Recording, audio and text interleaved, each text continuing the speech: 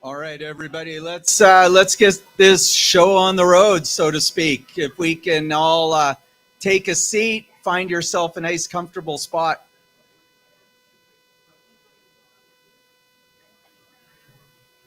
Good evening, everyone. Welcome to State of the Snowpack. My name's Richard Wine. I'm going to be your MC this evening, and we have a great program to run through and a couple of great speakers that we will meet. Many of you know that this is the 60th anniversary of Whistler Mountain, 45th anniversary of Blackcomb Mountain, and it's the 50th anniversary of Whistler. But for many, many generations before that, these lands are the unceded territory of the Squamish and the Lillooet nations. So we want to acknowledge the land that we're on, that we can enjoy and continue to enjoy, being responsibly for the generations to come.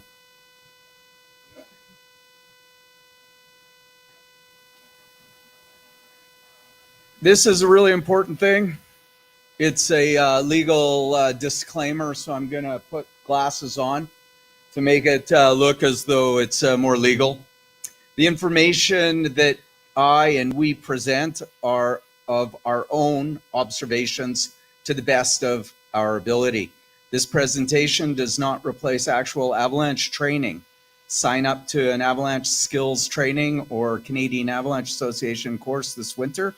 What you do with the information we present is your responsibility. Use it responsibly. All right, this is not a course.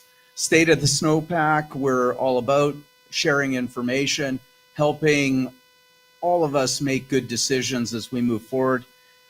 Please make your own decisions of what you're going to do and act responsibly. What is State of the Snowpack? It's community conversations, and that's like being here and sitting around the table at Evo and having some conversations. It's the ability to connect with people that work in this industry and having that connection with people who don't work in the industry and just want to really enjoy what's going on. And what we want to do is save lives, ultimately. Have fun, save lives. The mission, we just want to decrease avalanche incidents and casualties. We want to bridge the gap, and that's what we're doing here. So when the presenters come up, you have access to them. Talk to them. All these people in the lovely Whistler Search and Rescue coats, talk to them. Get into their head, well, not in a really weird way, of course, but just about snow and being outside and having fun. And of course, sharing the information. Nothing's top secret with us. And that's one of the great things. Snow is becoming a lot more like aviation, where there's nothing that's top secret. If you see something and you know something, share it with others. Let's move information in all directions. We're a nonprofit organization. The work is made possible through, of course, sponsorships. And this is a really important thing, to take care of our sponsors and get support from people like you. You buying raffle tickets, I mean, that's where the money's coming from to allow us to do these things. And then you get great prizes because they're sponsors. So we take care of the sponsors and the sponsors take care of us and we take care of you. And it's this fantastic circular triangle. We really want to thank our sponsors. It's an important thing. Helicat Canada, for those of you that don't know, that's helicopter and cat skiing, that organization. Arc'teryx, of course, I seem to have that pretty prominent on me. Thank you to Arc'teryx for your support. Polaris snowmobiles, and there I believe will be one being given away at the end of the season. Climb, I wear a lot of Climb clothing in the summer on the motorbike, and it's great protective clothing, of course, in the winter. Whistler Heli Skiing is a local partner, and of course Evo Sports that is hosting us right here today. And every day you can come in here and sit with your friends as you're putting your plan together as you head into the backcountry. You can use this facility at any time. Please scan the QR code if you haven't already done so. We have great prizes to raffle off today from Patagonia, Solomon, Granite, Thermic, Profile, Skis and Snowboard Services, Nestor's Market, and of course, Whistler Blackcomb. And I stated the snowpack.com. If you haven't visited the website already, please, do it. Have fun. Go through the website. Tonight's presenters, we've got two great presenters here. We have Nicole Koshure. I could go in talking about her being a marine biologist, little whale stuff, but here today we're talking about the colder water that's in the form of snow. And Nicole is one of the Avalanche Forecasters at Whistler Blackcomb. She's going to talk about what's going on in her world there. Also, Nicole is one of the organizers of the up-and-coming International Snow Science Workshop that will be right here in Whistler. And of course, Steve Leclair, I'll introduce him just before he comes on up. And these are the topics that we're looking at tonight.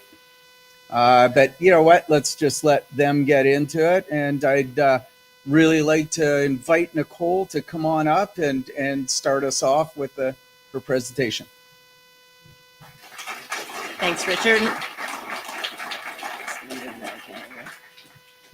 Hopefully everyone can hear me okay. So my presentation was centered around what the current snowpack looks like. And obviously that's been changing with the weather we've had even the last 24 hours. So I was frantically trying to update slides to make sure they were as up to date for you guys as what we are seeing out there today, when hopefully some of you are up skiing. As Richard said, I'm one of the Avalanche Forecasters on Blackcomb. There's a couple of the other forecasters here tonight. I might bug them to give some details if people have questions. And then I'm also a member of Whistler Search and Rescue. So as part of this, they asked us to put up some pictures of skiing and getting people all excited for skiing. And we haven't had the best start per se to the season. So I got a video from Whistler Blackcomb that hopefully will get you guys a bit more excited about skiing this winter. Just gonna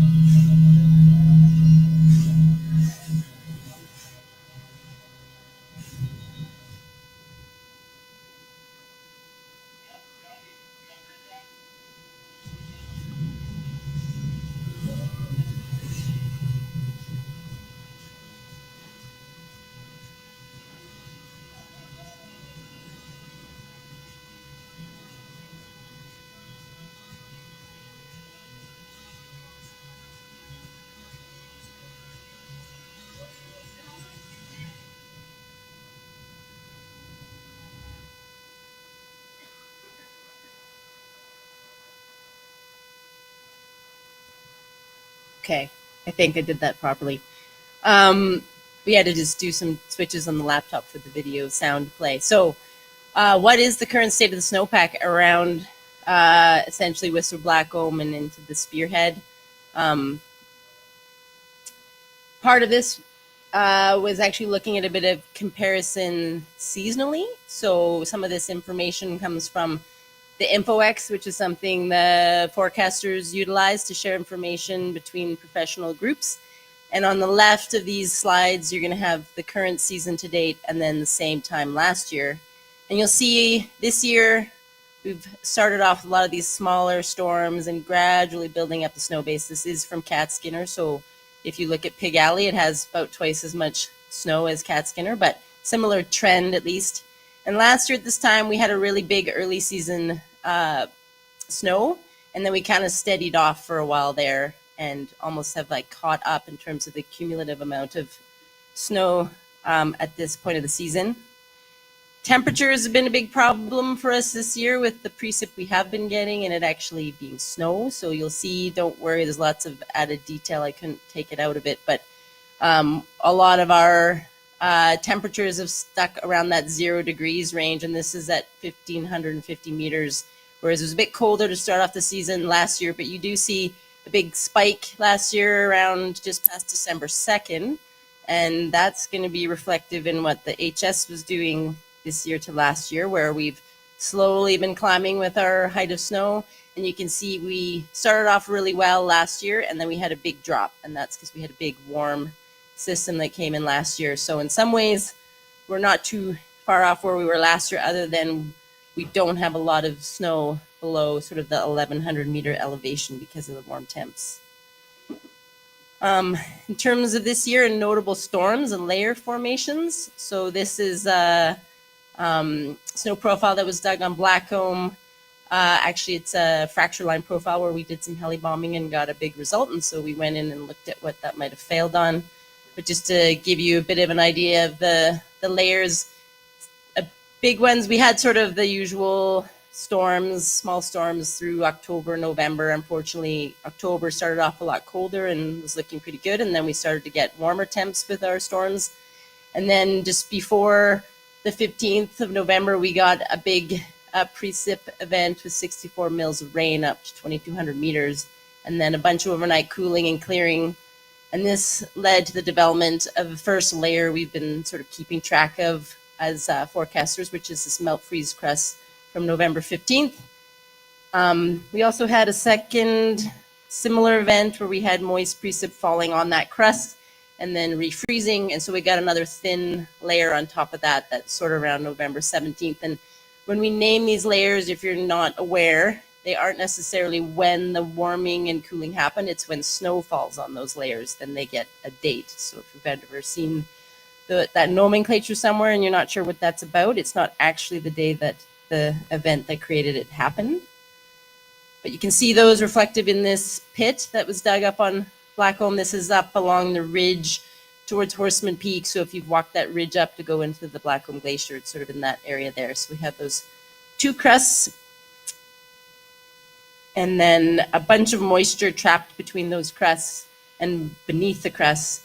And after these events and through the weather into early December, we started observing some faceting around those crusts. So these have been something of note that the forecasters, at least at Whistler Blackcomb and surrounding area, have been keeping an eye on until we get a big snow load on top of them, which we're getting now. So for the purpose of this, we'll just refer to these as sort of the mid-November crust facet complex instead of complicating it too much with dates. After those events, we had a big extreme outflow that happened. We had a bunch of reverse loading up top on the mountain as well, pressing a lot of the windward aspects, so pretty variable skiing towards the end of November. I kept noticing faceting now of also the surface snow, so not just what was around those crusts, but on the surface into early December. And then we did have an interesting event around December 1st where we had sort of this band of warm air that formed a thin crust sort of on all aspects. And then the sun came out on the 2nd and we got a wet loose cycle. And this is just a picture of Lakeside from Whistler through binoculars, looking at a bunch of size 2 avalanches that came out of Lakeside there. And then after that cooled off, we got a big crust on those solar aspects. So up until before this last big weather event, this is sort of some layers of note. So we got this crust on solar aspects. We had surface faceting and sort of shelter terrain. If it was really windy, a lot of that got blown away. And then this November 17th crust with faceting between and the November 15th crest. And again, this is sort of what we'll be referring to as that mid-November melt freeze crust facet complex. And these are just shorthand versions of how to write those down from that we use to explain the different layers. So currently we have a series of atmospheric rivers aimed at us right now. This is the most recent iteration of the mountain weather from Avalanche Canada. So that's tomorrow morning at 4 a.m. Should be snowing pretty hard if this is correct. You can see the yellows and reds, which are reflective of higher precip amounts. And so the big issue here is that we have a bunch of new snow and or rain falling on our snowpack, and we're pretty uncertain about how that's going to bond with the surface layers we had prior to these systems, and then as well that mid-November wheat clear. And we already started to see some evidence of that getting triggered today with some of the avalanche control work that was happening. So this snowpack is more a description, not what's currently on the Avalanche Canada site, but a bit of a mixture of what Blackcomb and Whistler at least reported today from the ski hill. So we've got 16 centimeters or just under 30 mils of storm snow at Cat Skinner, and that's actually 40 centimeters or 50 mils at Pig Alley. They're at different elevations, and that's been since December 3rd. And we've also had strong to extreme southwesterly winds, and this has loaded that new storm snow variably in the alpine and upper tree line, and also pressed and scoured some of the aspects. So lots of cross-loading, and in cross-loading leaf features, we have up to 60 centimeters of one-finger storm slabs. It's also a little bit stiff, and that's sitting on those previously faceted surfaces. With also the warm temps, there was widespread snowballing happening below 1,900 meters, and a crust from the warm event yesterday and cooling today. And then this all sits on that mid-November crest complex, and that's down 40 to 1.5 meters, depending on aspect and elevation. So it's a bunch of different things going on there. This is a pit that was dug today on Blackcomb. So this is just at the top of Jersey Cream Chair. And you can see evidence of this crest here. I dug in the same similar location on Sunday, and I asked Mike, who dug this pit, and it doesn't totally reflect it, but there's weird layers of crust mixed in with all that faceted snow. So he's seen, this is the new snow, some rounds, and then you get into this facets rounding, and then more facets, and then this is just the bottom of the snowpack, which is just kind of a solid crust, because at that elevation, when we had the warming earlier in November and the cooling, it just pretty much froze. But that is that layer we're leery of with avalanches stepping down into.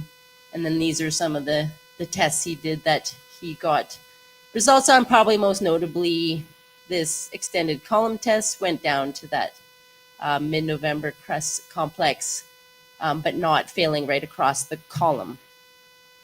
And at that elevation, there was actually 170 centimeters of snow. So that's pretty good.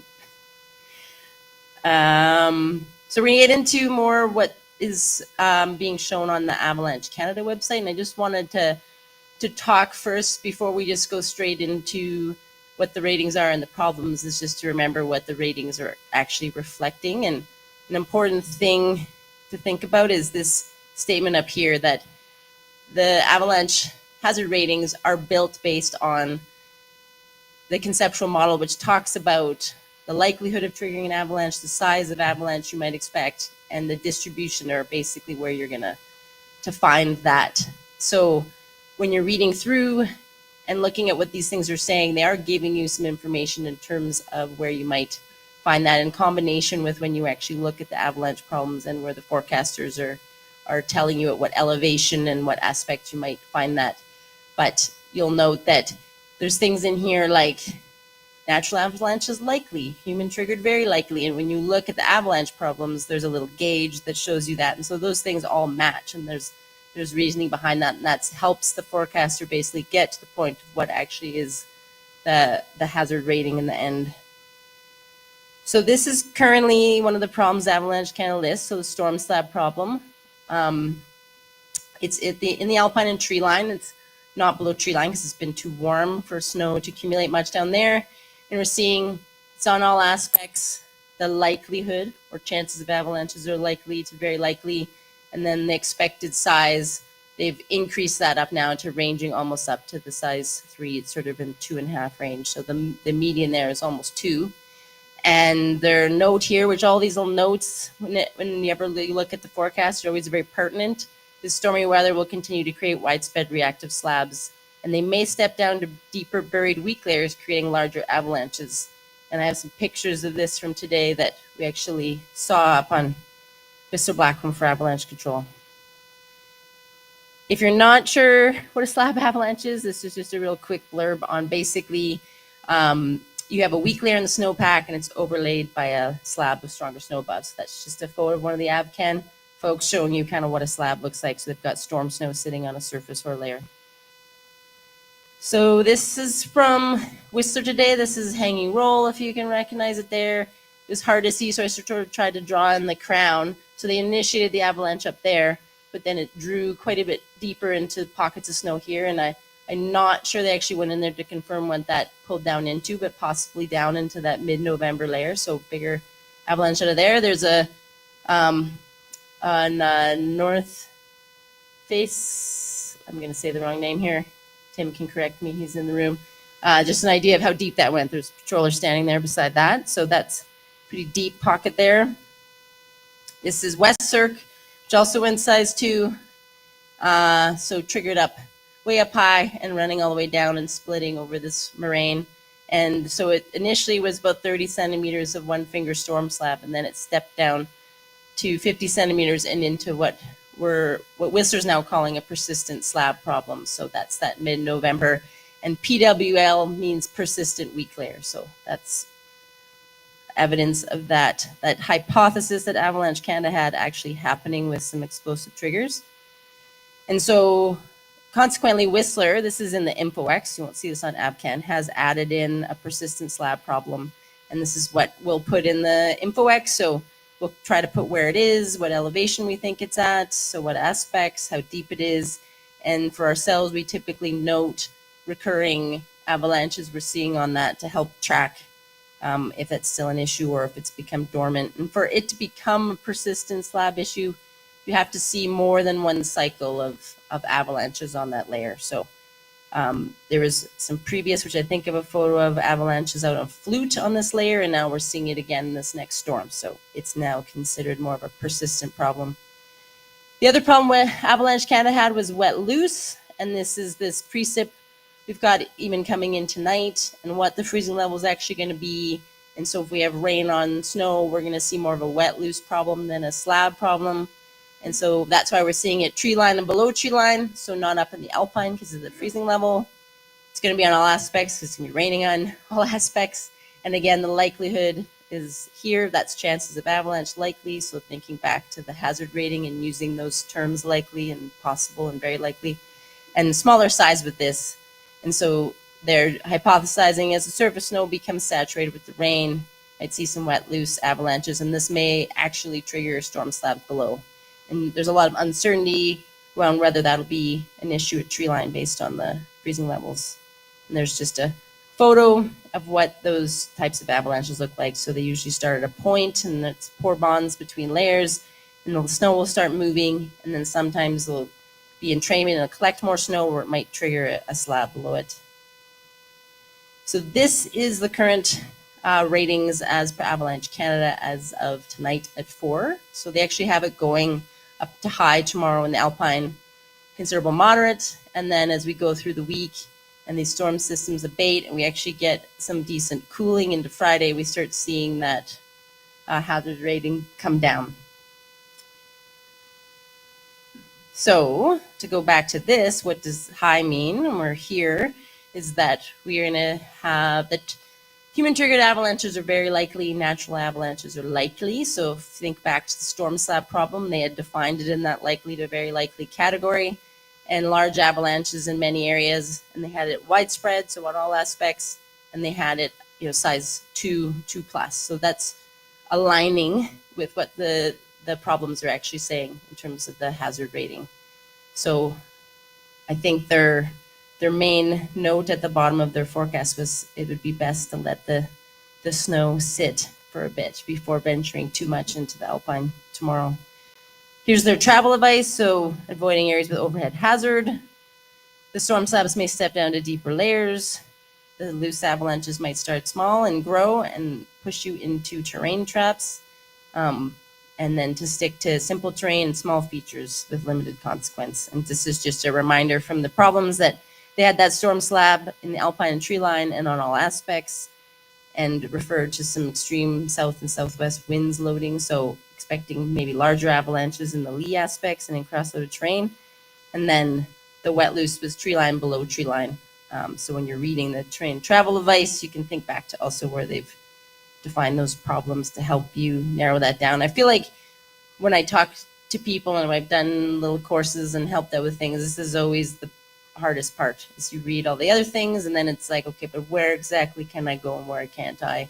And what am I going to, where do I get more information about that? And so I think just recognizing some of that verbiage that's being used that keeps working through that is a bit of a hint at where those things are going, and then paying good attention to what they've selected in terms of aspect elevation, and then thinking about actually what the weather has been doing and what the weather is going to do for yourself. And it's hard. These are done for big areas, and obviously our local forecast might be quite different. So the weather is a huge factor in helping you also with that terrain piece. So paying some good attention to not just how much snow we're getting, but a big one being what the winds are doing through these events and the freezing level.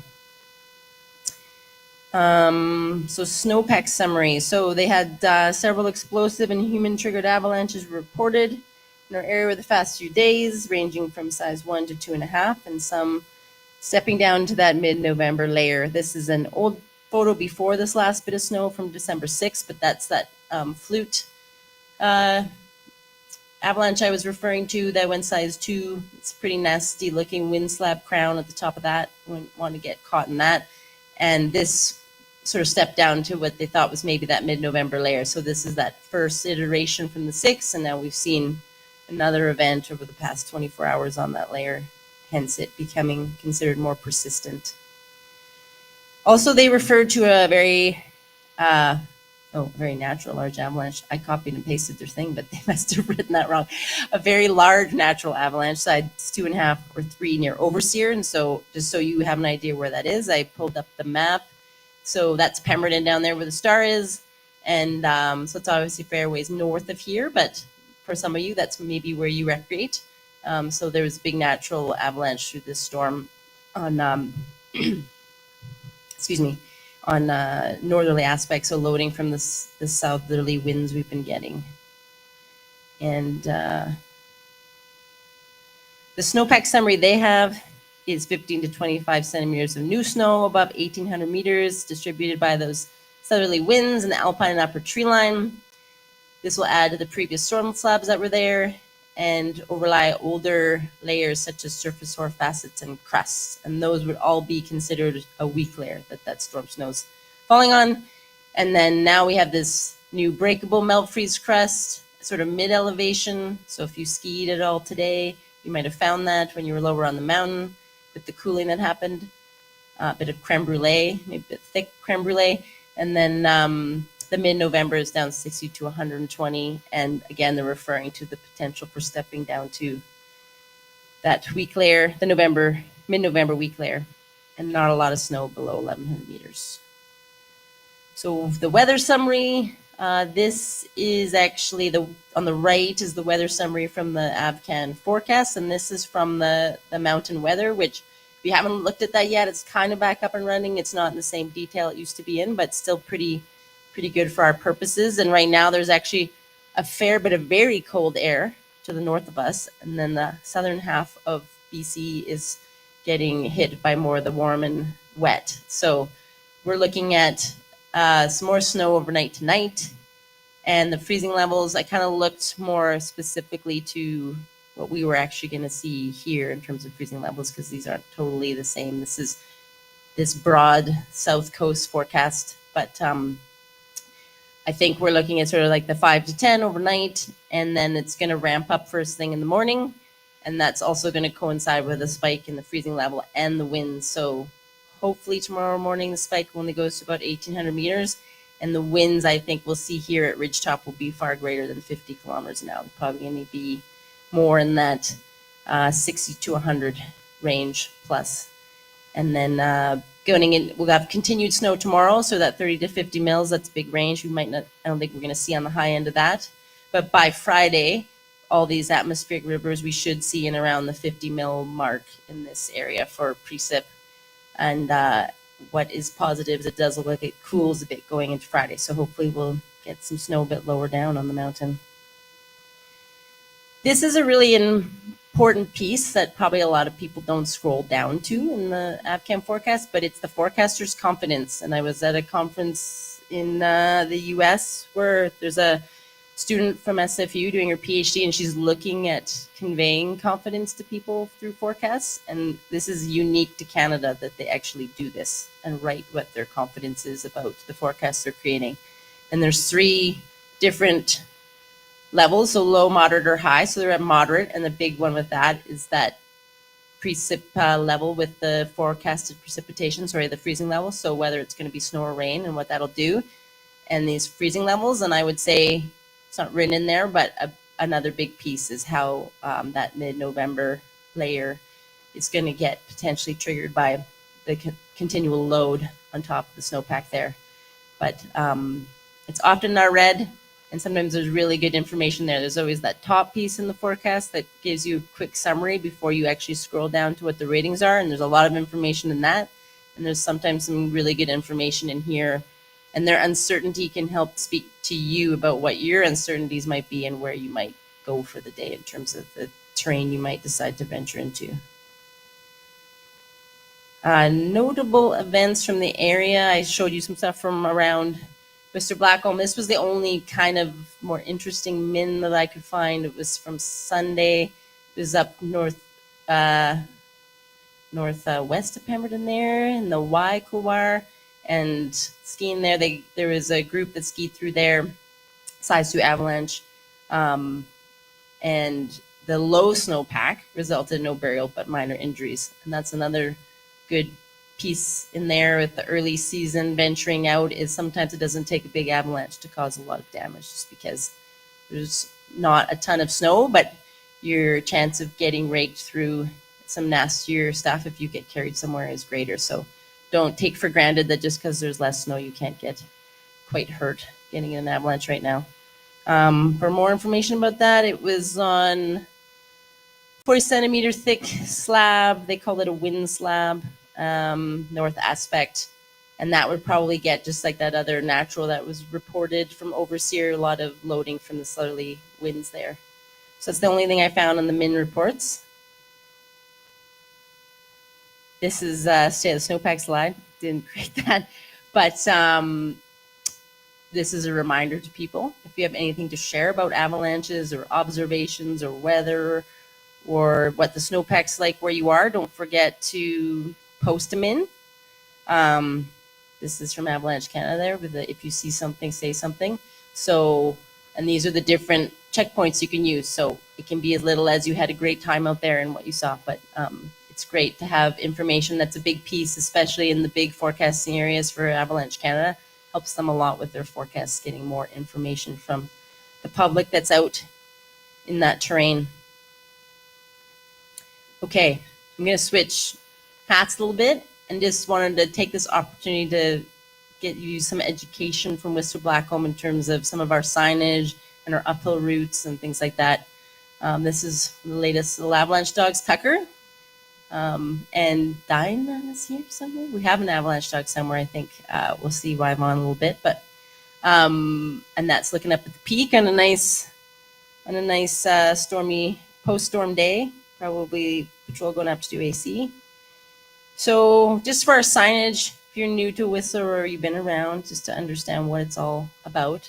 On the right is some signage from our sign lines. So the far right photo is actually one of the patrollers many moons ago. Dom and I we had gone through this area just prior, and then we went to do sweep, and all of a sudden there was a massive avalanche that happened in the short amount of time of doing sweep. But that's lakeside in the spring when we get the big warm wet avalanches. It was closed because we have a sign line that goes along lakeside there to keep people out of there, especially it's a problem area when it gets the sun comes out and it gets warmer, those types of unpredictable big avalanches can happen. So we try to keep you guys safe by closing our sign line and keeping you out of there. So you'll see these on Whistler and Blackcomb in different areas. Some roped, some are actually on posts that just get, or on pieces of wood like 2x4s that get put up. Please adhere to these. They are still orange, but this is that you're still in an avalanche area. But if you see the big red stop sign and there's a rope, you definitely don't want to be going underneath that for your own safety. As well, we have a lot of permanently closed areas at Whistler Blackcomb. These are usually sort of above the terrain. There's a lot of this above Spanky's Ladder on Blackcomb, all the big Blackcomb Peak on Lakeside. And so a big piece of that is actually that's an overhead hazard for guests below. So people skiing there could trigger something on the people below. And so these are permanently closed for your safety and others. So you'll see signs like this. I didn't have a picture of do not hike uphill, but those typically coincide with these permanent closures. So we can't put hiking signs everywhere. So if you see generally a couple signs across a piece of terrain, just assume that whole piece is do not hike uphill. Doesn't mean go 2 feet to the left of it and hike. Where you can hike is where we have our uphill travel. So you will see these little guys, or on the right there where it says no uphill and then we flip it. Those are designated uphill areas. So you'll see signs like this at places like hiking up to Spanky's Ladder or hiking up Showcase to go in the Blackcomb Glacier, or right now, while it's early season, we're letting people hike above Jersey Cream Chairs. So we have one of these out on Whistler. They also use these to hike up to the peak early season and as well up Highway 86, and then they'll use them for their hiking on Flute, etc. So if you're hiking anywhere, you will see a sign. And if you're hiking, and it's not just a tiny bit of sidestepping, you don't see a sign, you're probably not supposed to go uphill there. And the big piece of that is we really don't want people to find themselves where they shouldn't be, especially if we're doing avalanche control. It's going to get you into potentially the blast area, and we don't want something to happen to you, and we also don't want patrollers to have to deal with something happening to somebody else who found themselves where they shouldn't be. That'd be a very hard thing to take with you if something happened to someone. So I'll talk about our map, which can also help you in a second, but just please obey those signs. And then just a reminder of our ski area boundary signs. And right now, above top of Jersey Cream and into Crystal and everything on Blackcomb is still ski area boundary, and then the peak. So there's lots of unmarked hazards and things and crevasses. So just be aware. And if you're going into those areas, you should go prepared for self-rescue and with the proper avalanche gear. So on Blackcomb, these are our routes when we are open and good to go. So the north route, which is pretty rugged, we'll just call it that, is open all the time. It takes you to Phalanx. You're not supposed to just ski back into Blackcomb Glacier if you use it, but it's a way to access Garibaldi Park. Otherwise, we have the south route. Hasn't really been totally open because we haven't had any snow on Sunset. But once we're open early or into the season, you can actually tour up, take the south route. There's little hiker signs that lead you, and you go up Sunset Boulevard towards the bottom of 7th, and you can access that until 9:30. So, and then that can allow you to also exit out to Garibaldi Park. So those are some of our uphill routes. And I think I have, and this is just an extension. So that blue line is still Sunset, and then that's the lower Cloud 9 gate. And if we're open and operating and you take the chairlift up, you can always leave our boundary from the lower Cloud 9 route. It's always open. So if we close the other accesses, you can always go out that way. Really important thing with all of these routes, you need to enter back the way you exited. So if the mountains close up top, so we're doing avalanche control, and you go out that lower Cloud 9 route, you do not want to tour yourself into Blackcomb Glacier where we're actively doing avalanche control. So you need to be aware of what's going on there. And our terrain status map can help you with that, and I'll pull that up in a second. On Whistler, their routes, they always have obviously up Singing Pass out to Garibaldi Park. They've also cut this Oboe Traverse in. So when they are doing control work and symphony and up Flute, you can take this from the bottom of Harmony to get yourself into the park and stay out of any active avalanche control. And then You definitely don't want to be going up that Encore Ridge way they let you go up into Flute when they're doing avalanche control, which has happened in the past, and people have lost their passes for it. And luckily, no one was involved in any avalanches, but you just really want to be aware with these uphill routes what's actually going on in the mountain. We're not trying to stop you from getting to places and go skiing. We're trying to make it safer for you guys to enjoy them. So we have these terrain status maps. We've been working on this a bunch with our GIS people, and they're working on ways to make this a bit better front facing for you guys. But this is great. If you don't know this exists, scan this QR code. It will take you to this image here. And this is how the forecasters actively update what is actually open and not open. And we're going to have soon that weather report will be a notice board, so we can say it in there. Active control work, but we're aiming to open 7th or whatever our plan is for the day to give you guys some information. And as well, there's a link to Avalanche Canada straight to the forecast of the day. So it's kind of a one-stop shop. And we have some temporary routes on here right now, like Crystal Road and Hot Rocks and 7th, because we don't have 7th open. Once the chairlifts open, those will go away and they won't be routes. But if you're ever wondering in the morning, hey, I wonder if I can go tour up to the top 7th, if you pull this map up, you'll see if it's actually open and know if that'll actually be open for the day. So this is the most up-to-date way to kind of have an idea of what's going on, and we're constantly trying to improve it. But definitely save this if you want to be in the know of what's happening, or if there's control work. And as I said, we'll add a notice board to provide some information. These are very previous to these last snowfalls, so it might look quite different now. But I didn't have a lot of great skiing pictures, so I thought some terrain photos, just so people, if you haven't been up there, know what things look like. So this is the blowhole. This is very different than what it used to look like. This is where the road used to get pushed in, and that's not really a thing anymore. And it's quite a steep entrance. I think it's pretty skiable now to go in there, but this slope is very, very steep. So this is a explosive going off, which wasn't really a commonly put explosive. But now that the glaciers are changing so much, that's actually more a big piece of avalanche terrain. So trying to manage that with the expectation people are going to go in there. So that's what the blowhole looks like. I'm assuming this looks a little bit better, but that's the bottom of Spanky's Ladder and the exit out the rescue road and the creek that's all open there. So it definitely gets thin as you get to the bottom there. I was chatting to some people who skied back there today. They said it wasn't too bad, but variable. But there is a funky, punchy crust, and the top of the rescue road's a little bit gnarly, but you can ski all the way out to Excalibur if you pick your way through. This is a big one. This is the West Call, and this is the windlip that people like to jump, and this is a big, massive crevasse. And the first day we did heli bombing and let people go up, these guys promptly skied straight at it and almost realized at the last second and didn't go in the hole. So I'm just putting this up there as a continuous PSA that is there.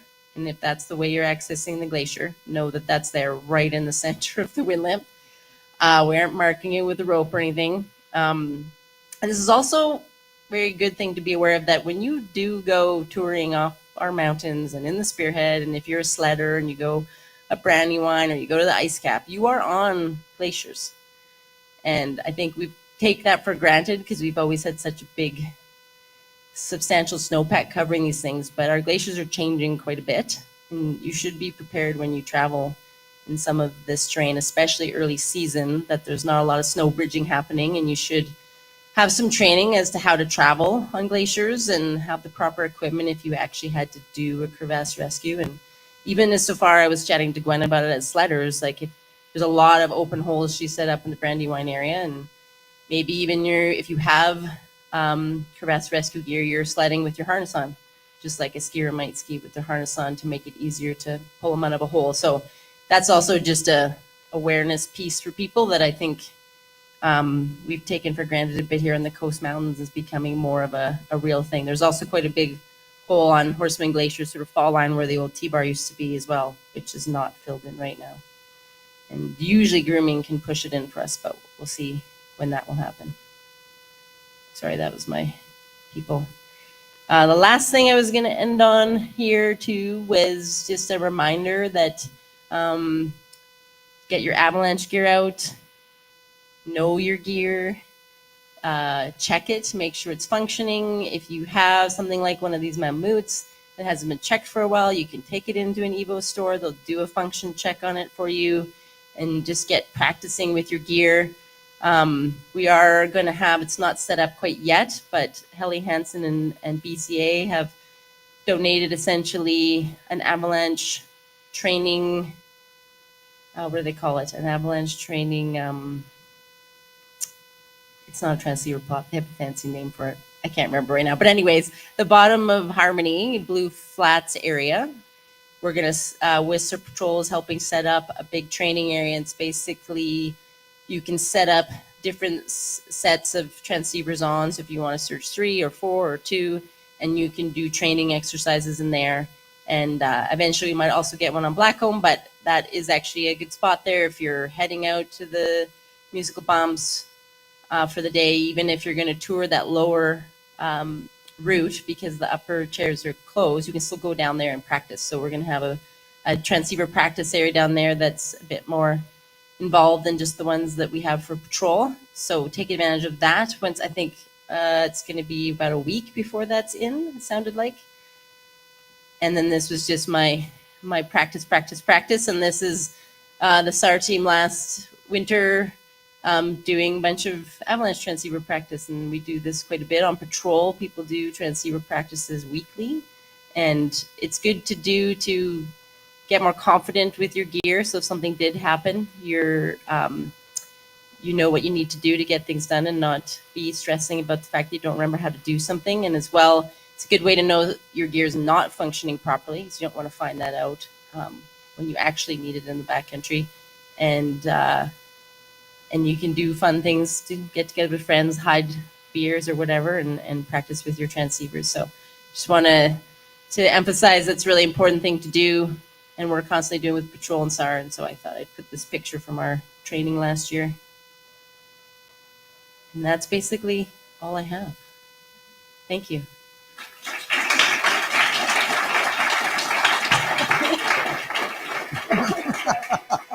Thank you so much, Nicole. Hey, we've got time for questions. Does anybody have any questions for Nicole to start before we take an intermittent? Yeah. You said you forecasted Blackcomb. Do you notice any like weather trend for Blackcomb with the windier at Blackcomb? Do you notice anything that you take into consideration trend wise? Trend-wise, Pig Alley is way more positive than Casketer. I mean, obviously there's lots more rhyming and stuff on Whistler, and their proximity to the lake there could be that. I think a big thing that's different is more the terrain, and that Whistler has really big open alpine bowls and a lot more potential for loading, and this time of year a lot more potential for bigger avalanches. On Blackcomb, our terrain is a lot more broken up in terms of rocky ridge lines and rock outcrops. And so until we get to a certain amount of snow, our start zones sometimes don't have the same potential. And so I feel like always early season, as we talk quite a bit back and forth between the forecasting teams, they're getting way bigger results and dealing with different problems than we do. And Whistler's much more of a peak mountain with lots of ridge lines they have to manage, whereas we're a little bit of a different shape, which also changes the conditions between the two. I don't know if that answered your question, but. Any other questions for Nicole? No. Well, for you, thanks for asking questions. There you go. Yeah. Another question. The backcountry access link that you sent was great. Is that updated at a certain time every morning? Like 7 a.m. is updated or 8 a.m.? I'm like using like Rogers Pass, like Facebook there and opening by a certain time. Do you guys update that by a certain time? Yeah, so it will get, and especially if we're pretty confident we'll be doing a bunch of control work in the morning, we'll usually even update it the night before. So you'll see if everything's all closed. And then it's actually getting updated in real time. So as we call a piece of the mountain, we give avalanche clearance for something, our dispatchers, our Alpine office dispatchers will switch it in real time for us. So it's not so prescriptive that we can be like, because we're actively doing control work. So it's a little bit different than maybe the road. But if you're up on the mountain and you're skiing in like Powder Day and you're waiting for stuff to open to access things, like it should refresh pretty quickly for you. I think it refreshes every 15 minutes, but when you change it, it updates right away. So it's as close to real time as we can get. Awesome. Nicole, thank you so much. What we're going to do, for those of you that are live streaming, please don't click on the QR code and buy a raffle ticket. The state of our technology won't support that. The rest of you, please go back, and there's some beverages at the back. Please, you can click on the QR code and buy some raffle tickets. We'll take 10 minutes, and then we'll get going with Steve Leclair. Thanks.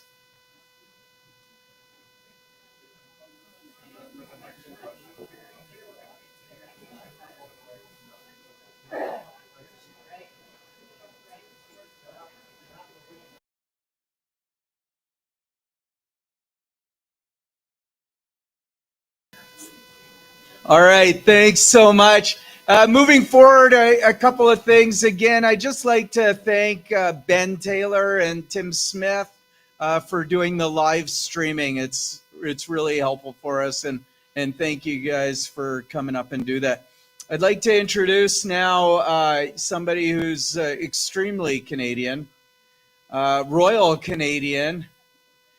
Steve Leclair has been in town a really long time, and he's one of those people that when things are going sideways, not only is he the guy that jumps in there to make it right, but he's also the guy that you want to jump in there and make it right. He has a long career with the Royal Canadian Mounted Police, teaches avalanche skills training courses for Extremely Canadian.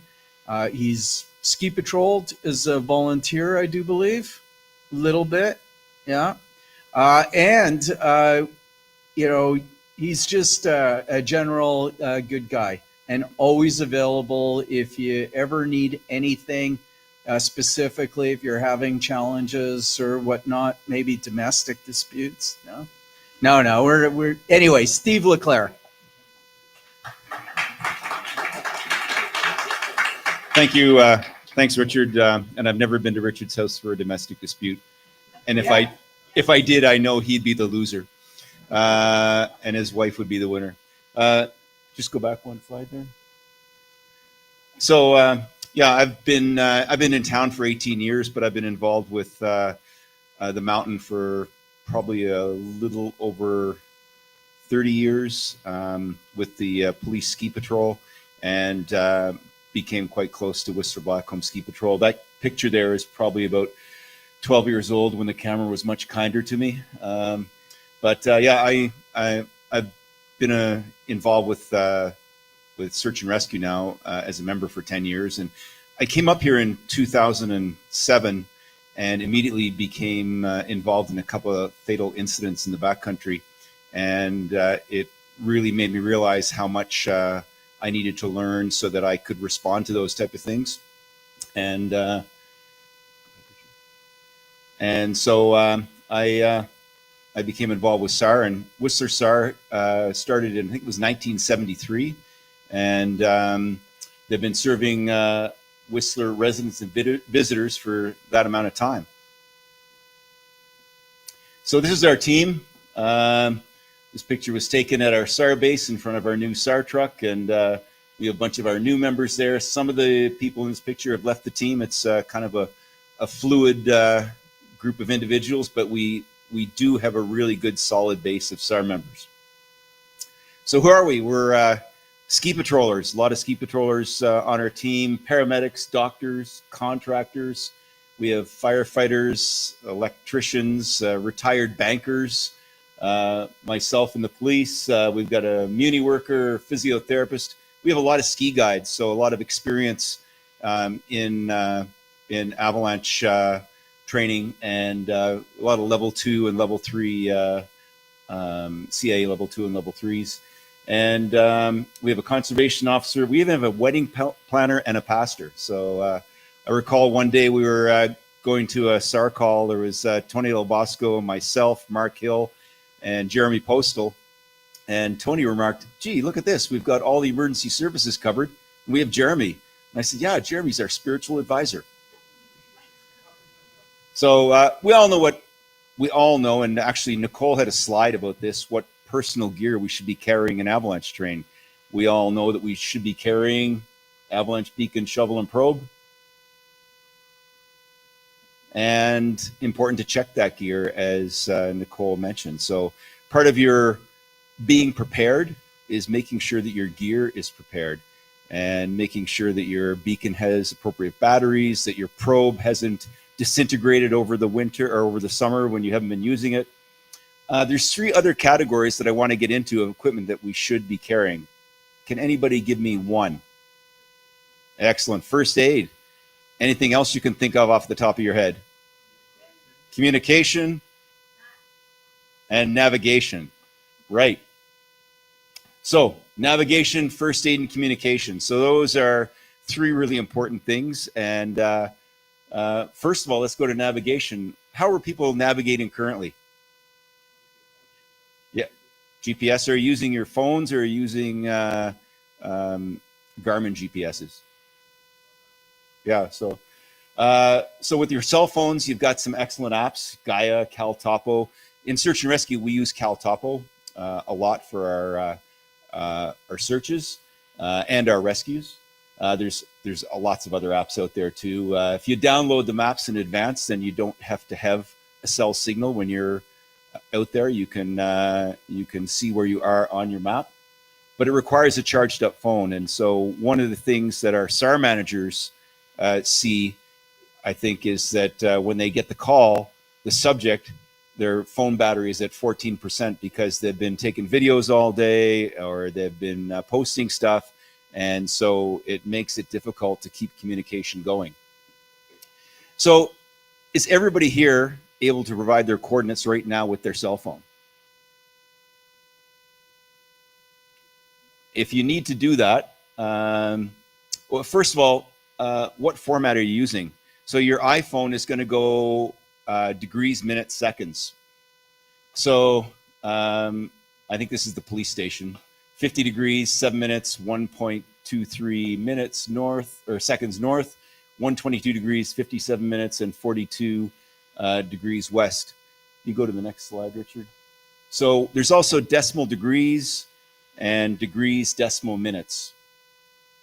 So you note that all of these coordinate numbers look kind of similar. So I have to give props to our SAR managers who are sometimes given coordinates from the police who might not necessarily be experienced in it. And they're trying to figure out, based on the description of where the person might be and the coordinates that they're given, they're looking and thinking, well, maybe this is in degrees, minutes, seconds, maybe it's in decimal degrees, I don't know. So you should be familiar with what format of coordinates that you're providing to search and rescue if you need them.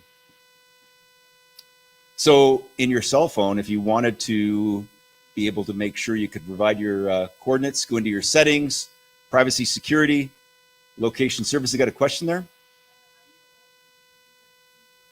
No, not up here in the Sea to Sky. I don't know about Squamish, but I'm pretty sure Pemberton and Whistler are not using what 3 words.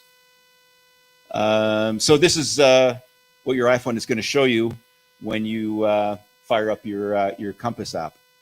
And if at the end, if you haven't figured out how to do this, come and see me and we'll get you set up so that you can provide your coordinates. It'll give you your coordinates in degrees, minutes, seconds, and it'll also give you your elevation band.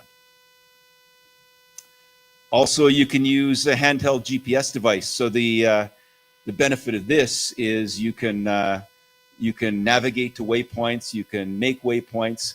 They're waterproof. You can carry spare batteries for them. You know, they're very reliable. And then also the old reliable map and compass that doesn't require batteries. And you can pair it with a Baldwin map that are available at Evo, I believe. And we have the Whistler backcountry map. There's the Joffre map. There's other maps available. Communication.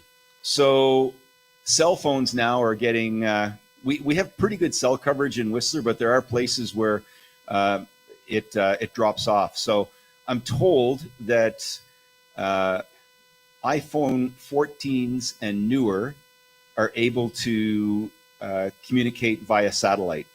I haven't tried mine yet, but I hope to do that this winter. Also, you can have personal radios. So these Bofang radios that you can buy, really good for communicating with your group. So if you're stretched out, say if you're spacing out in suspect terrain that you know, and your partners are 500 meters away from you, you can keep in contact with them. In search and rescue, we use satellite phones and satellite radios. They work very well. The problem is they're very expensive. Mostly the subscription is very expensive. And then we have sat communicators.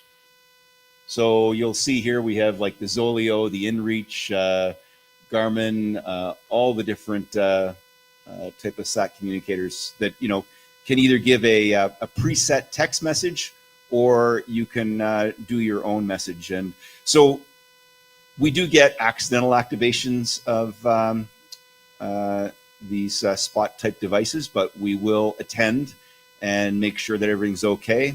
And a lot of times what will happen is we'll get a spot activation, and then a short time later there'll be another spot activation with a different device, and then a third, and even a fourth. And then we know something has happened there, and everybody's activating their spots to try and get some assistance.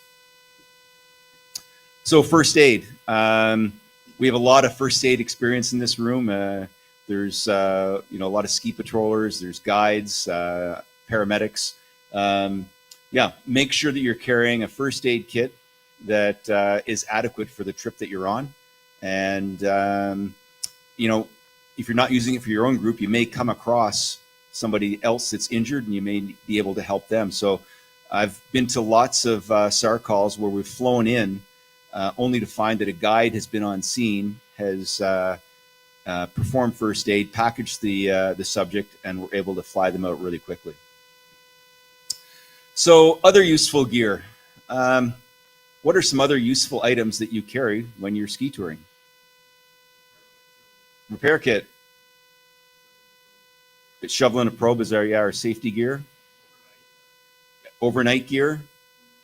A bothy. So does everybody carry a headlamp? Yeah, so it got dark shortly after 4 o'clock today. I downloaded from the mountain the other day after teaching an avalanche course, and we got down in darkness. So this time of year, it gets dark really quick. If something happens out there, you want to have a headlamp. It's in the backcountry, it's very dark at night. There's no artificial light. So we've got headlamp, a saw.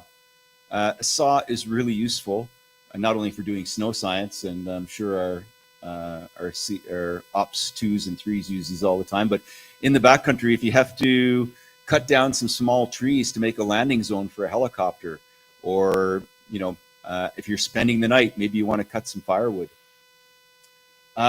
Guide's tarp or a bothy bag. Who carries one of these? Yeah, Nicole's a proponent of the bothy bag. So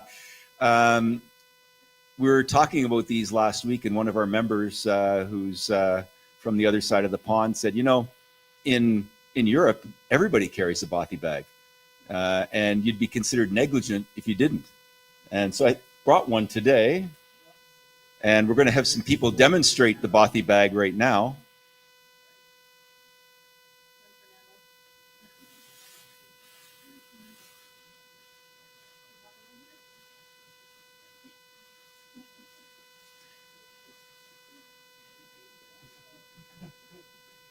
So you can imagine if you're out there, this keeps the elements out and keeps your body heat in. There, you spent a very comfortable night in the backcountry. Also, fire starter. All of our guides, I'm sure, carry fire starters so that if they have to spend the night, they can at least get a fire going. The fire is good not only for warmth, but just for morale. Don't start the fire inside the bothy.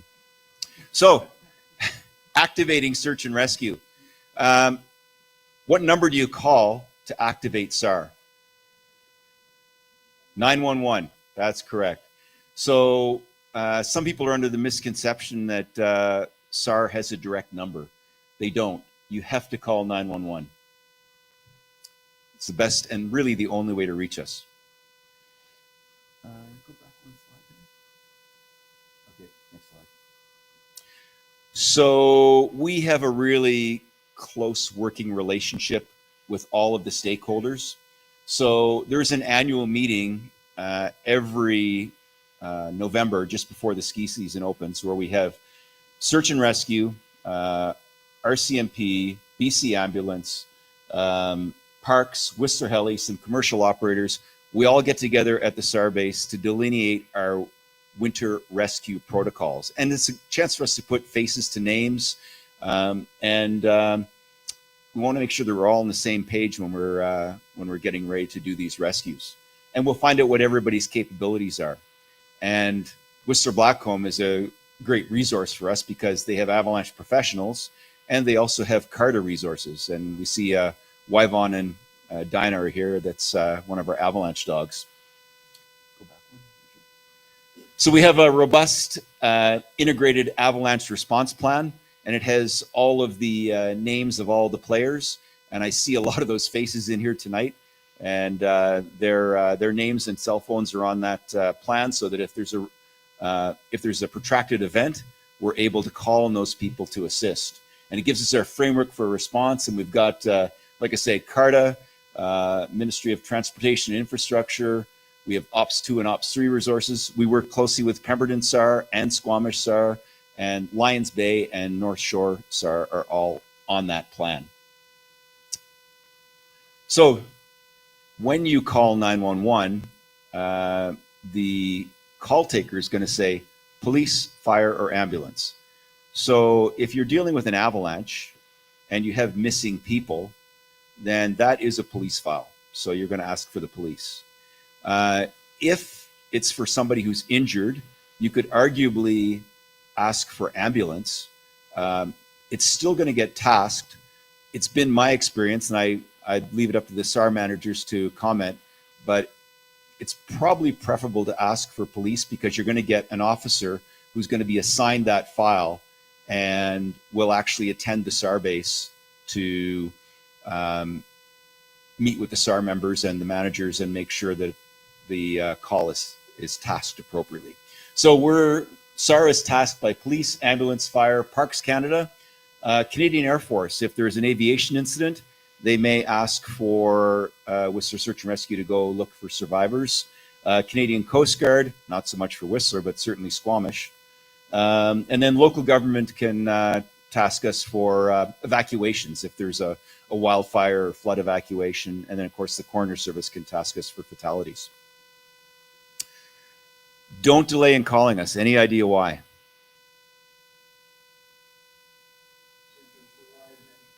Chances of surviving over, yeah.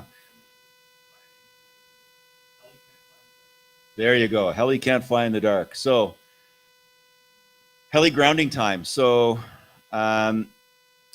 today, sunset was at 4:09 p.m. And that is when our helicopters have to be on the ground.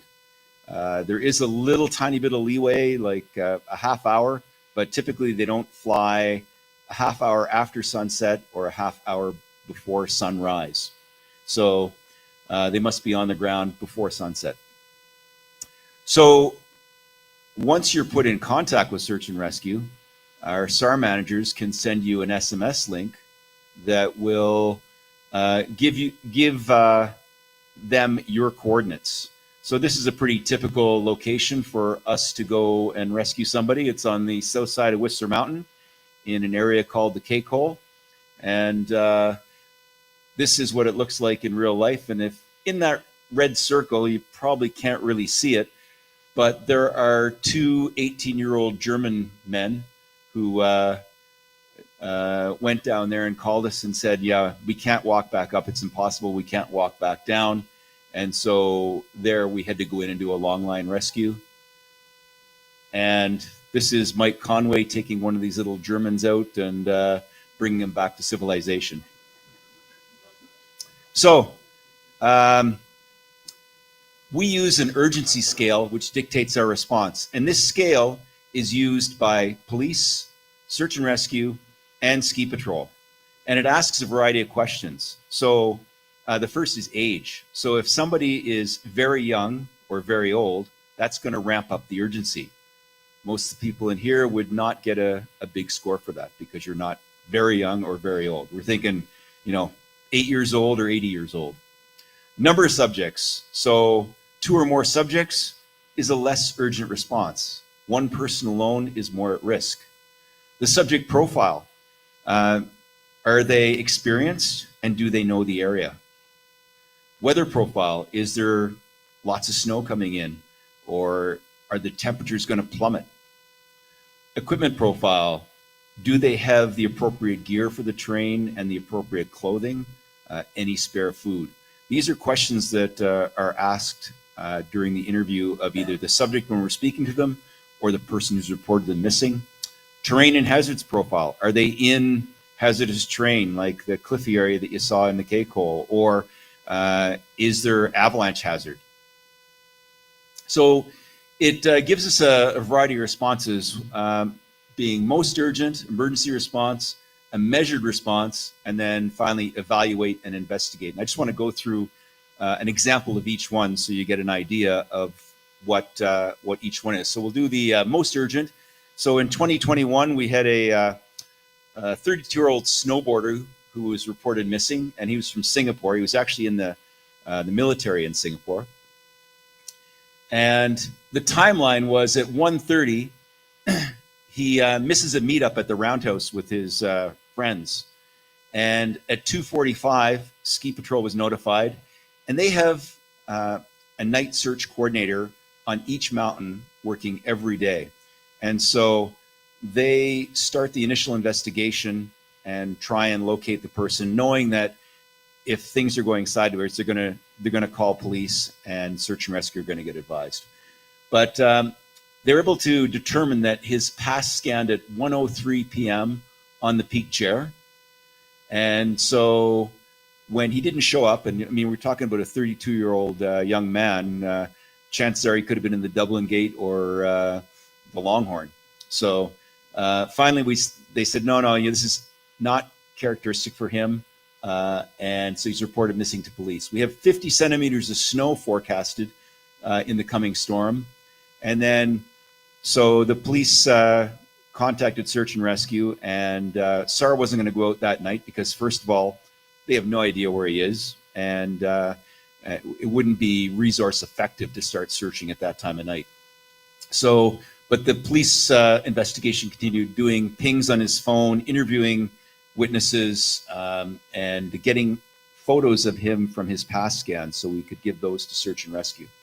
The next morning, 30 centimeters of snow fell overnight. It was not ideal searching conditions, and the avalanche hazard obviously had spiked. We did send a ground team in on skis from the Cheakamus Lake FSR, which is quite common for us to do. At 3:30, the weather improved very briefly, and a helicopter went up and started searching. But within half an hour, the snow started again, and the helicopter had to go back to the heliport, and by then it was too dark. We also, I think it was Gavin that had requested North Shore Rescue to come up. They were unable to come up with the Talon because it was down for maintenance. They have night vision capability. And then at 9 o'clock, we had a helicopter, a Cormorant from CFB Comox, come over to search the area.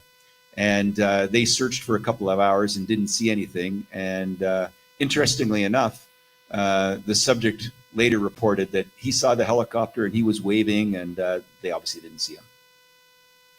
So that was the snowfall the following morning. You can see it was significant. This is our team going in on skis at the end of the Cheakamus Lake FSR. And I think we actually used ZBA for that flight. And this is the cormorant that came over to do the search. So up to that point, we had no luck, and now the subject's been out for 2 nights. But December 19th dawned with much improved weather. So at 7 a.m., our team rallied at the base. 8 a.m., a ground team went in again, and then at 8:50, a heli lifted. And my apologies if I've made a mistake in any of the personnel, but I believe it was Paige, Joel, and Yvonne on board. And there's a second helicopter up too, searching. So there was initial flight over the search area, and I believe Paige spotted the subject's snowboard. And that gave us our first clue as to where he might be, because typically we're going to find when people abandon gear, they then carry on downhill. And at 9:55, the helicopter pilot actually spotted the subject waving alder branches to attract attention. And he was running on fumes at this point, the subject, not the helicopter. So the subject was in very rough shape. So a long line mission was conducted, and the subject was safely extracted. And then the second helicopter became the medevac helicopter, and he was transferred to that helicopter and taken to the Whistler Healthcare Center. Spent some time there with being treated. So this is the terrain the subject was in, and doesn't show very well here. Just go back one slide. So our subject is right here, and that's what the helicopter's pilot spotted from the air, is just seeing that little dot, and he was waving some of these branches around.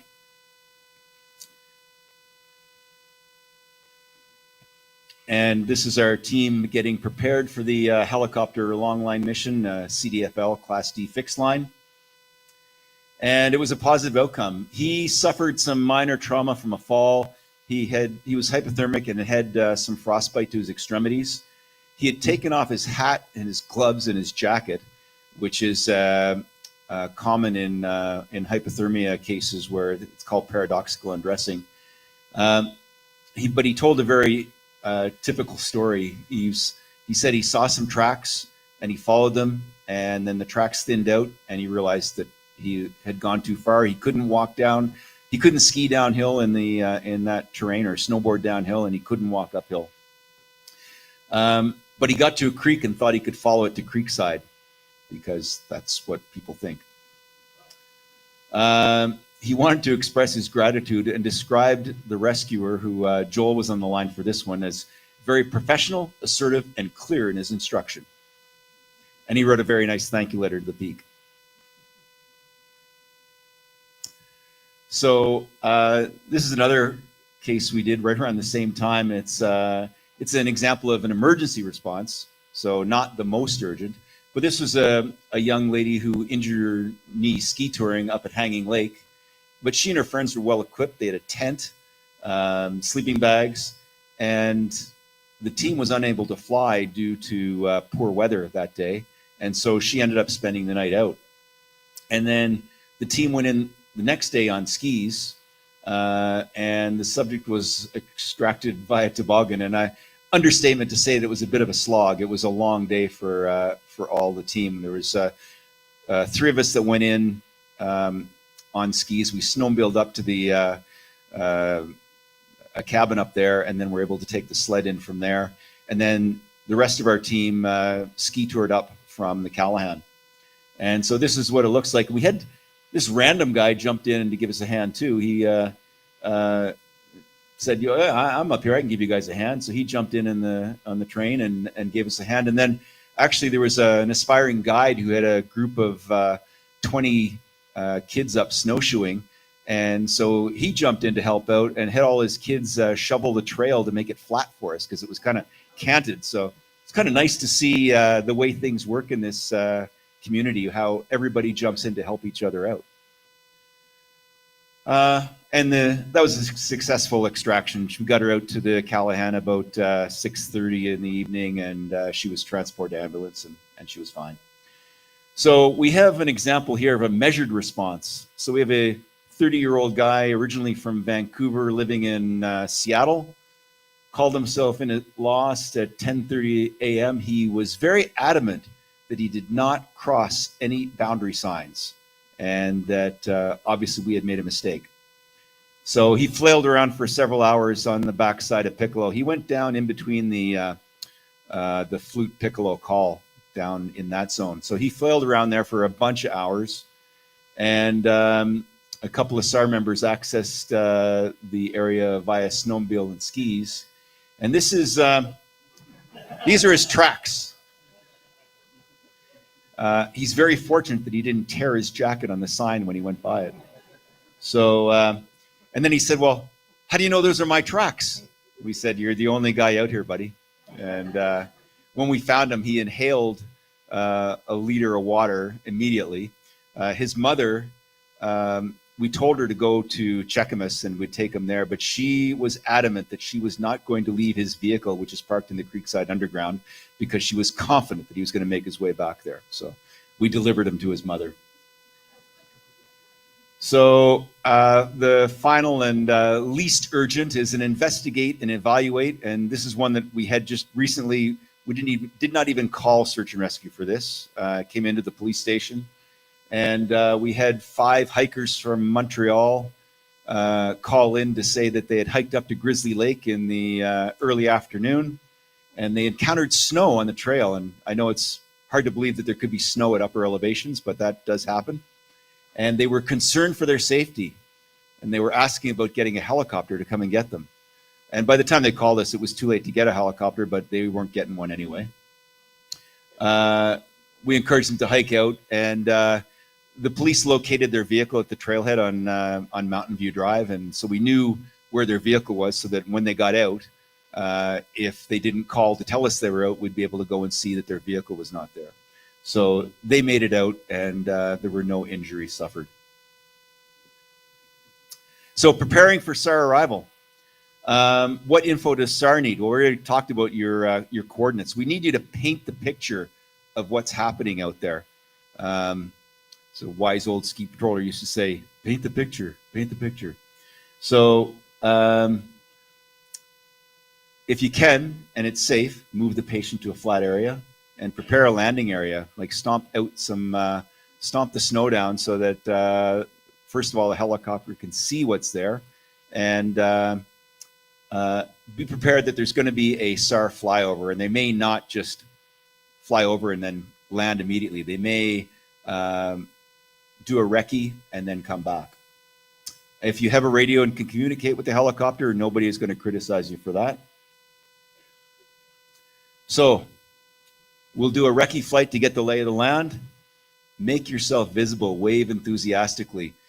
We've had people that they've called us and we've come to rescue them, and they've stayed still, and we almost missed them because they're not visible.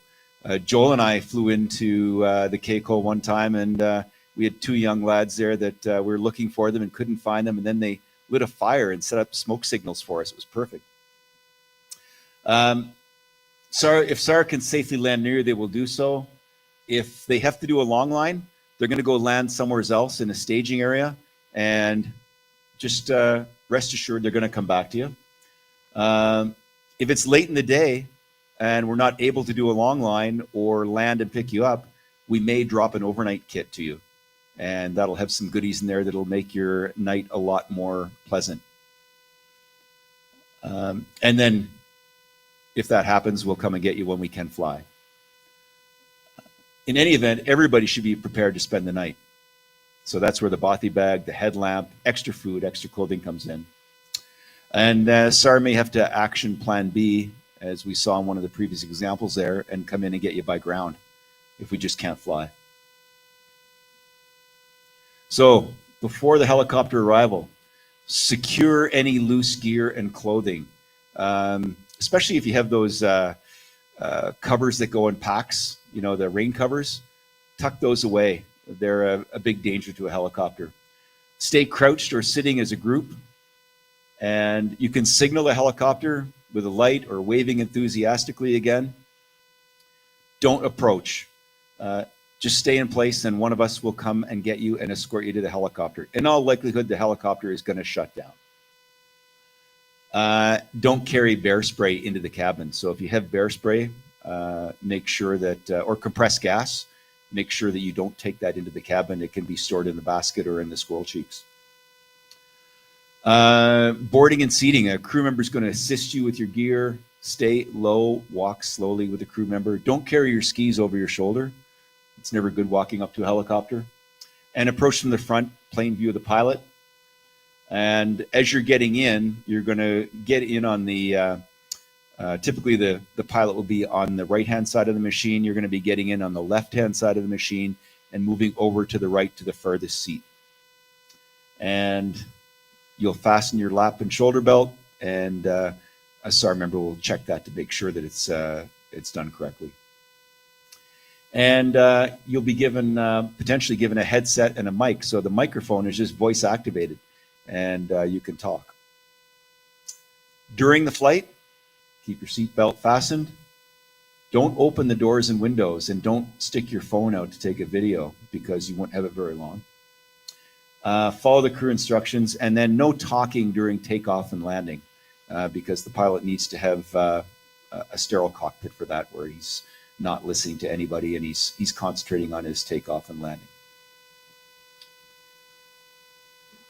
So this is from the Know Before You Go, Adventure Smart people. So when you go, make a trip plan. When I go touring with my regular ski partners, we always tell somebody where we're going and when we expect to be back, so that if something happens, they can raise the alarm. Get the knowledge and skills before you go. Nicole talked about taking an AST course or a Canadian Avalanche Association course. Know your limits, stay within it, and always take the essentials, and we're going to look at some of those again. So this is the Adventure Smart list of essentials, and it pretty much mirrors what we talked about earlier. Light fire making kit, whistle, extra food, water, extra clothing, navigation, communication, first aid, the emergency shelter that Aaron so bravely modeled for us, first aid kit, pocket knife or multi-tool, and Adventure Smart insists that you carry sun protection. So that is all I have, folks. Thank you very much for your attention. Thank you, Steve. All right. Do we have any questions for Steve before he takes off? Any questions about this stuff? Yeah. So the question was, what's the best way to support SAR?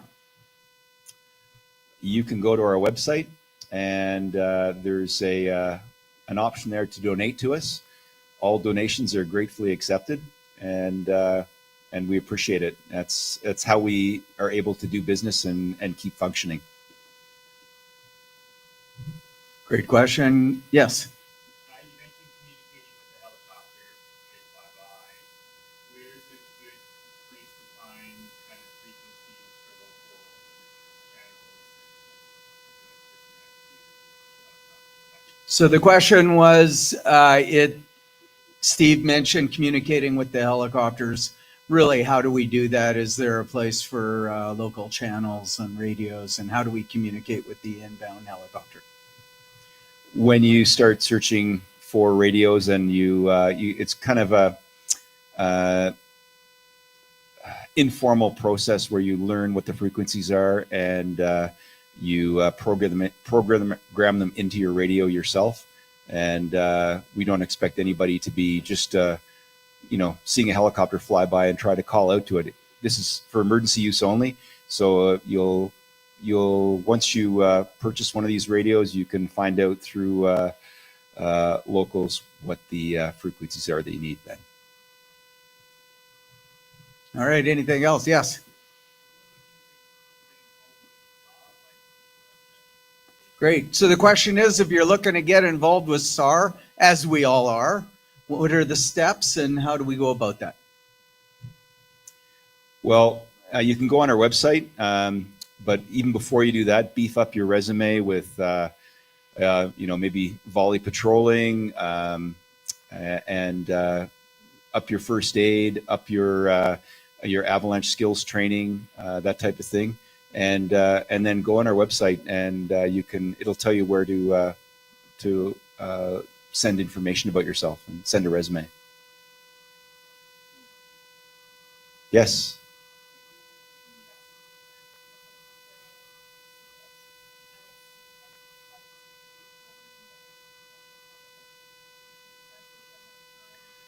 It'll be patently obvious that when you when the helicopter flies over and is looking at you, and they kind of do a little look around, they're looking to see what hazards are there, and if they're spending time there and you've waved at them, they probably saw you. And I should mention that there is no charge for rescue in the province, so we don't want people to be hesitant in calling, that that they think they're going to get in trouble and they're going to get a big bill.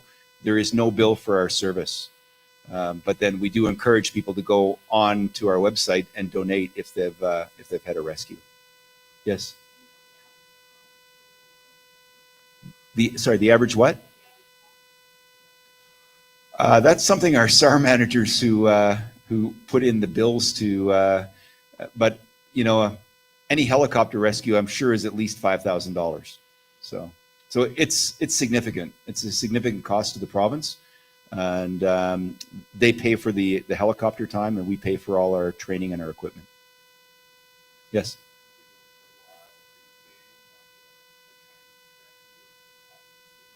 He's asking if I'm seeing a change in the trend or the type of incidents. One thing that I've noticed, and I'm not speaking for all of the team members, but I've noticed that we see a lot of people who are learning to ski in the backcountry. And so we're seeing injuries that, where before people that were backcountry skiing had skied in the resort for, 20 years, and they could ski in all kinds of conditions. Now we're seeing beginner skiers showing up in the backcountry, and they're not able to ski in non-groomed variable conditions, and they're getting injured. So that's one thing we're seeing. Okay, well, thanks for, one more question in the back.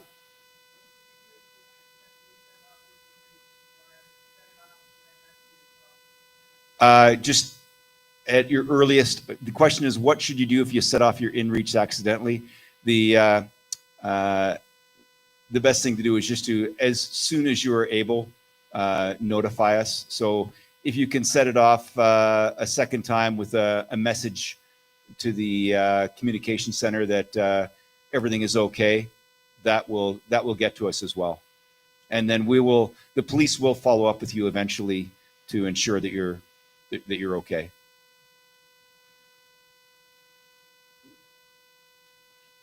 Awesome. Thanks a lot, Steve. That's great.